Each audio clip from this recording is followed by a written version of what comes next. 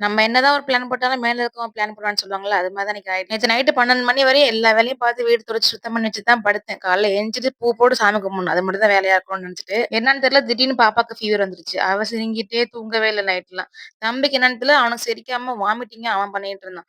2 பேரும் இப்படியே பண்ணி நைட்டு பூரா ஒழுங்கா தூங்கவே இல்ல. காலைல எந்திரிச்சது 7 மணிக்கு தான். சரி என்ன பண்றது நம்ம குடுத்து வச்சது இன்னைக்கு அவ்வளோதான்னு நெனச்சுட்டு அப்புறம் ஒவ்வொரு வேலையா பார்த்துட்டு இருந்தேன். குளிச்சுட்டு வந்து பீரோக்குள்ளேருந்து தூசு தட்டி ஒரு புடவைய எடுத்து கட்டியாச்சு இன்னைக்கு.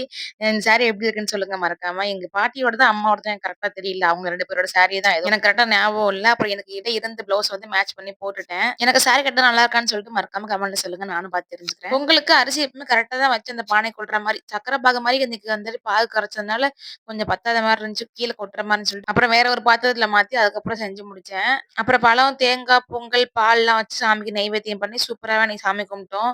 மன திருப்தியா இருந்துச்சு. முருகனுக்கு இதுதான், அதுதான்லாம் இல்ல. நமக்கு என்ன கிடைக்குதோ நம்மளால என்ன முடியுமோ வச்சு சாமி கும்பிட்டாலே கண்டிப்பா அவர் நல்லபடியா ஏத்துப்பாரு. இன்னைக்கு மாமா வீட்ல இருந்தனால அவங்களே தேங்காய் உடைச்சு சாமி கும்பிட சொல்லியிருந்தேன். தேங்காய் உடைச்சு ஆரத்தி காட்டி சாம்பிராணி போட்டு சூப்பரா சாமி கும்பிட்டாச்சு இன்னைக்கு. ஈவினிங் கோயிலுக்கு போலாம்னு நினைச்சிட்டு இருக்கேன். பட் எப்படி அமைதுன்னு தெரியல. பார்க்கலாம். பாப்பா ஓரளவுக்கு ரெடி பண்ணிட்டேன். இப்போ ஓகேவா இருக்கா. பொங்கல் டேஸ்ட்டுமே சூப்பரா இருந்துச்சு. அவ்வளவுதான். நாளைக்கு பார்க்கலாம்.